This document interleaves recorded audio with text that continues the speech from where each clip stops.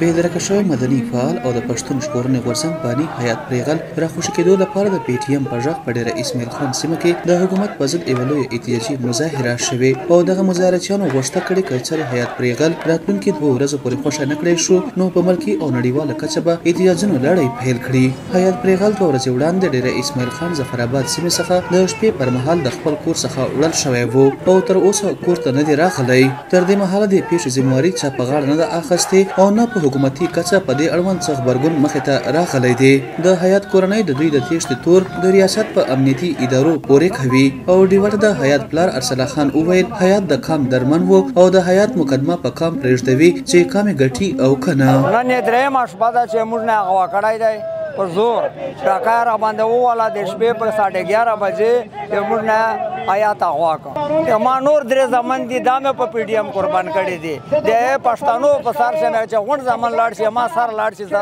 ارمان نه کوم که دوی راغوښت که دوی ورکوه. د پی ټي ایم په غږ دغه جلوس د ډېره اسماعیل خان د مرکزي لارو په رادېدو پر مهال د ریاستي پوځ په ضد سخت شعارونه ورکول او د حیات په تېښتې استخباراتي ادارو نیوکې هم کولې او دوی د مهال د حیات پرېغل د خوشي کېدو غوښتنه هم کوله.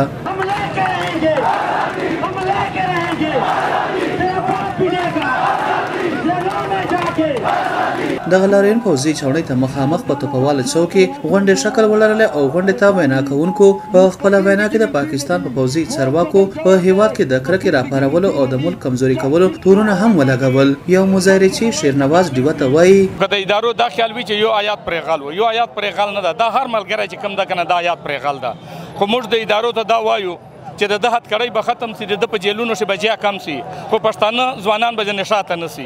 دا د پی ټي ایم ملګری هر سختي ته تیار دي. مظاهرچیانو اول یو خطه حکومت سره د جرګې د لارې د ستونزې هوارولو خبرې هم روانې دي او بلې خوا ته مسلسل په ریاستي کچه د دوی پلویان تښتول کیږي. د پی ټي ایم یو مخکښ عبدالواحد محسود وویل فوج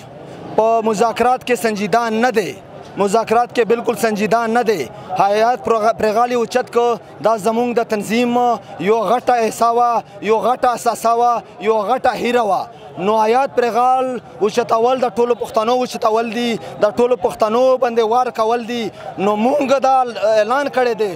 کلم اعلان کړی دی چې تر څو پورې حیات پرېغل ریا شوی نه وي دا احتجاجونه به جاري وي دا درنې به جاري وي کیدای شي مخکې زمونږ لا عمل نور هم سخت شي. یاد دی چې پښتنو ځوانانو د تېرې جنورۍ میاشتې راځي د پښتون ژغورنې غورځنګ د سوري لاندې یو احتجاجي پاڅون پیل کړی او د هیواد په یو شمېر لوی وړو ښارونو کې لوی احتجاجي غونډې هم کړې. د غونډې پر مهال دوی بېدرکه شوي کسانو عدالتونو ته وړاندې کولو د سند پولیسو افسر راو انوار لخوا بېرامه وژل سوی پښتون ځوان نقیب محسود ته انصاف ترلاسه کولو په سیمه کې ژوند ته ورپېښ خطر په ځمکه کې ښخ بارودي مواد صفایي او د پښتنو د وژنو مخنیوي غوښتې لري. حکومتي چارواکي وایي د دوی غوښتې د پاکستان آئین سره سمې برابرې دي خو د غورځنګ کسان وایي په ریاستي کچه تر دې مهاله دوی غوښتې نه دي منلې سوې. عدنان بیټنۍ ډیوه ډېره اسماعیل خان.